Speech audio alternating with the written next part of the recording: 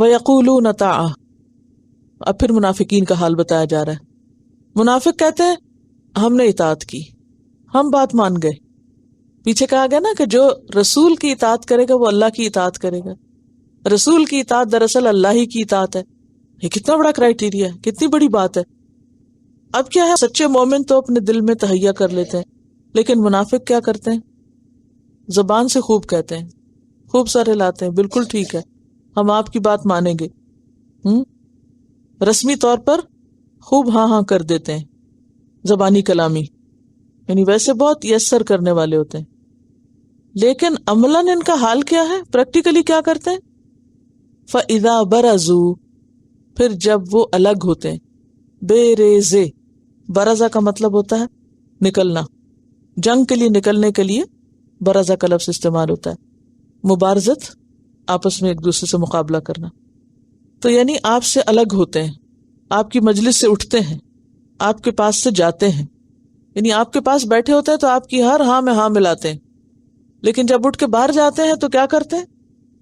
من عندک، آپ کے پاس سے، بیتا، رات گزارتا ہے، طائفتن، ایک گروہ، منہم، ان میں سے، سب نہیں، سب منافق بھی ایک جیسے نہیں، منافقت کے بھی درجے ہیں، کچھ لوگ ان میں سے راتوں کو کیا کرتے ہیں؟ بیتا کا معنی ہوتا ہے رات کے وقت کوئی مشورہ کرنا، میٹنگ کرنا، منصوبے بنانا، اور رات کا خاص طور پر ذکر کیوں کیا جا رہا ہے؟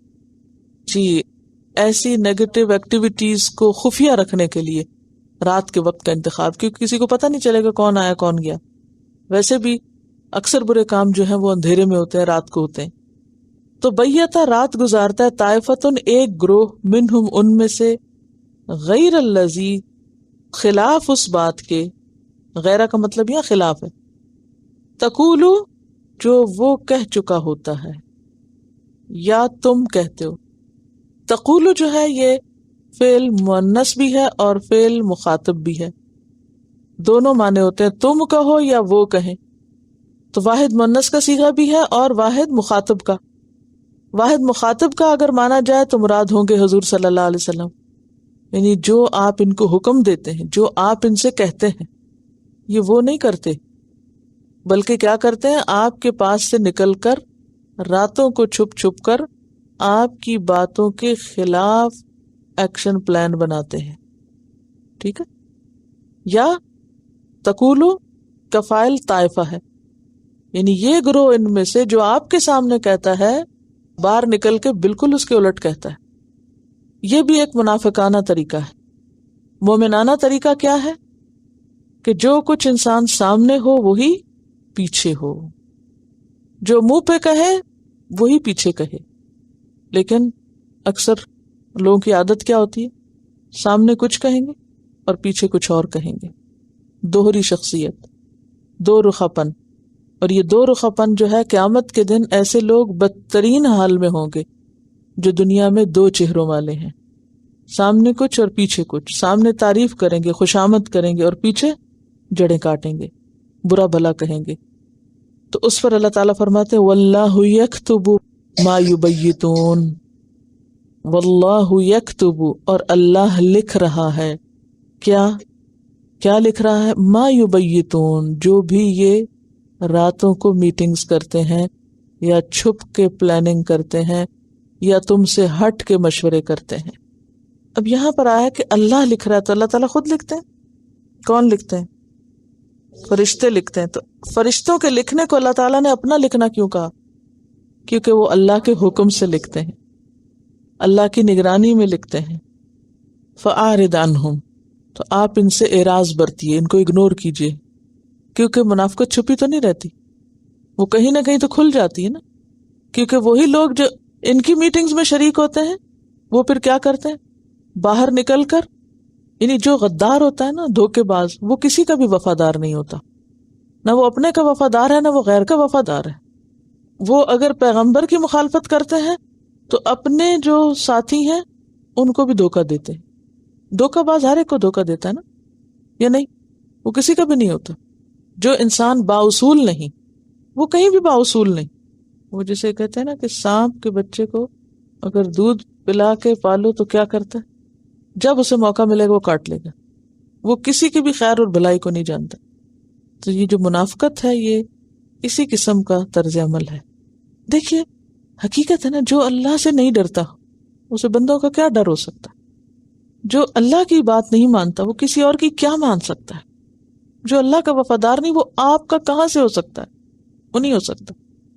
تو چونکہ ان کی اصل خرابی ان کی منافقت تھی، فرمایا کہ یہ لوگ پھر کیا کرتے ہیں، تمہارے خلاف منصوبے بناتے ہیں. تو آپ کو جب پتہ چل جائے ان کے منصوبے، ان کی باتیں لیک ہو جائیں، تو آپ کیا کریں؟ پھر ان باتوں کا پیچھا نہ کریں، اعراض برتیں. اچھا ہم لوگ کیا کرتے ہیں، اگر ہمیں پتہ چل جائے کہ ہمارے بارے میں کسی نے کچھ کہا ہے تو ہم پہنچ جاتے ہیں اس کے دروازے پہ اور کہتے ہیں میں نے ایک بات پوچھنی ہے آپ سے، میں تحقیق کرنا چاہتی. آپ نے میرے بارے میں یہ کہا، یا اس سے نہیں پوچھنے کی جرت ہوتی تو پھر اوروں سے پوچھتے اچھا فلاں نے میرے بارے میں کیا کہا تھا. وہ پھر کیا شروع ہو جاتا ہے، آمنے سامنے کرانے کا چکر. چلو آمنے سامنے کراتے ہیں اس کو.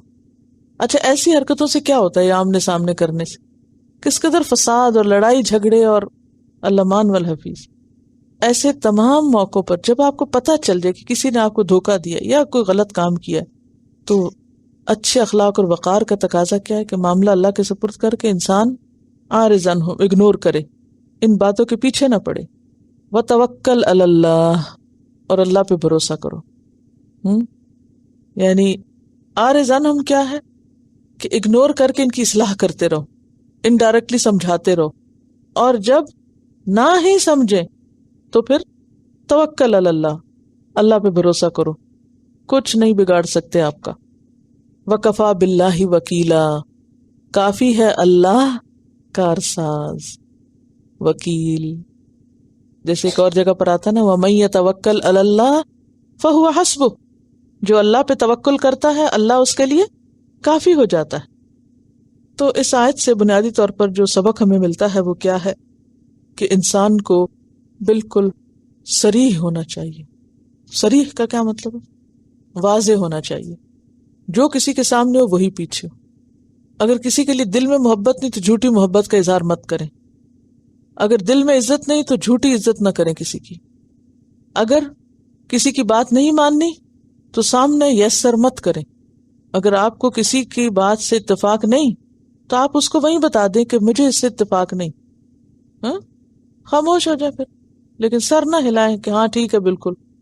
پھر یہ سراسر منافقت ہے. یہ انتہائی درجے کی منافقت ہے کہ آپ کمٹمنٹ کر لیں اور اس کے بعد پھر جائیں. یہ تو کمٹمنٹ ہی نہ کریں، کیا مجبوری. اور آپ دیکھیے کہ یہ چیز تو پھر کھل کے رہتی ہے نا، یہ چھپتی تو نہیں ایسی چیز. مثلا آپ نے کسی کام کا کسی سے وعدہ کر لیا، ہاں میں ضرور کر دوں گی، اور نہ آپ کی نیت تھی کرنے کی اور نہ کچھ، اور اس کے بعد آپ اس سے پھر گئے، تو کیا پتہ نہیں چلے گا دوسرے کو کہ پھر گیا؟ بھول چوک الگ چیز ہے. مثلا آپ نے کسی سے وعدہ کیا اچھا میں یہ لکھ دوں گی، میں یہ کر دوں گی، میں وہ رکھ دوں گی، اور پھر آپ کے ذہن سے نکل گیا، وہ دیٹس ڈفرنٹ. وہ آپ کی نیت میں خرابی نہیں تھی. نیت کی خرابی کے باوجود جب آپ کو پتا ہے کہ نہ آپ نے کرنا ہے، نہ آپ کر سکتے ہیں، نہ آپ کا کوئی ارادہ ہے، صرف دوسرے کو سامنے خوش رکھنے کے لیے اور وقتی طور پر اپنی پوزیشن بنانے کے لیے آپ جھوٹی باتیں کرتے ہیں، یہ چیز آخر تو کھل کے رہتی ہے نا. یہی سراسر منافقت ہے، اور عام طور پر ہم اس کو منافقت سمجھتے نہیں ہیں. میرے خیال ہے کہ اس میں ٹھیک ہے باقی ادب احترام کے تقاضے اگر پورے کیے جاتے ہوں تو انسان روڈ نہ ہو، روڈلی ابرپٹلی نو نہ کرے، روکھا پھیکا جواب نہ دے، لیکن اچھے سے معذرت کر لے. میرا خیال ہے کہ میرے لیے مشکل ہوگا، میں اپنے آپ کو اس کے اہل نہیں سمجھتی. میرا خیال ہے میں یہ نہیں کر سکوں گی، میرا خیال ہے یہ ہو نہیں سکتا.